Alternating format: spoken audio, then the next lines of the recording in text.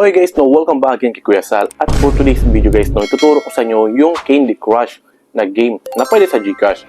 Alright? So, syempre marami nagtatanong yun, nasaan ba yung game na yun? Okay, kung wala sa Play Store, ay nasaan?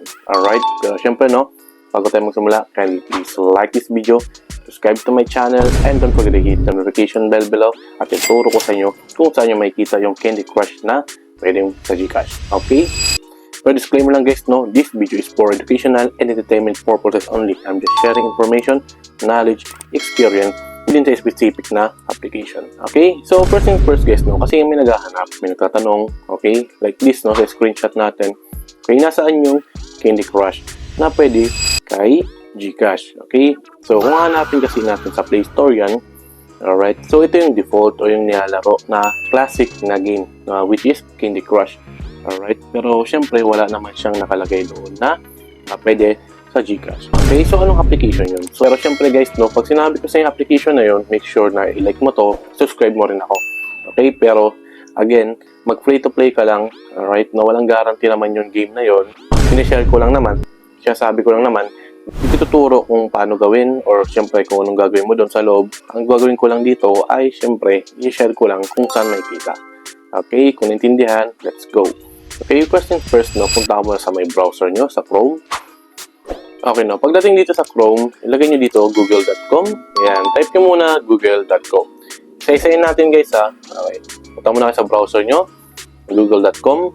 Kung gusto nyo talaga yung Candy Crush na pwede sa Gcash. Alright, and then dito, i-search nyo lang dito, Okay, hindi ko na sasabihin yung word, pero kayo na syempre, panoorin nyo na lang to. Mas maganda kung pinapanood mo to. Okay, pero again guys walang guarantee.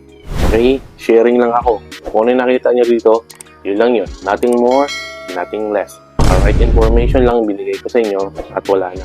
So, wala akong ilalagay dyan sa description ko kung saan makikita. Kung pinanood mo to, well, yun.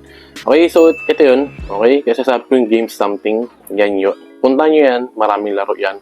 Magkakaibang laro. Meron tayong Candy Crush na pwede sa Gcash or hindi naman kaya yung ating medyo popular ngayon, which is yung Temple Run. Okay, pero syempre check nyo lang din, okay, yung mga review, other review, okay, kasi nga meron naman siyang pros and cons palagi. Okay, pero as long as play ka lang naman, okay, play user, ay okay lang naman yun. Okay, hanggang dun ka na lang din. Kasi nga nag-reset siya, kaya gano'n yung nangyari. So, hanapin nyo lang din kahit sa yung mga review. Okay, pwede naman hanapin yung review. Okay, pero kung interested ka, pwede mo naman i-open na. Okay, pero again, huwag kang gumamit ng ibang link ng iba. Doon na lang kayo mag-direct kung mas maganda. Okay, so kung ititingnan mo yung review ng isang application, ay pwede kang gumamit ng Trustpilot. Okay, dito may kita mo yung mga comment nila, kung ano nangyari. Okay, kung matagal na yung platform, yung application, well, may kita mo yung history kung ano nangyayari doon. Okay, pero again, nasa inyo na lang yan. Disclaimer lang, this video is for educational and entertainment purposes only. I'm just sharing information, knowledge, experience, skills, okay, within this specific na video. Alright, so again guys, kung nakatulong sa itong video na to, kindly please like this video, subscribe to my channel, and don't forget to hit the notification bell below para lang updated sa Kuya Sal sa mga latest video, Gcash, tutorial, tips, and tricks. Okay, yun na muna Salamat sa panonood. Cheers and bye-bye.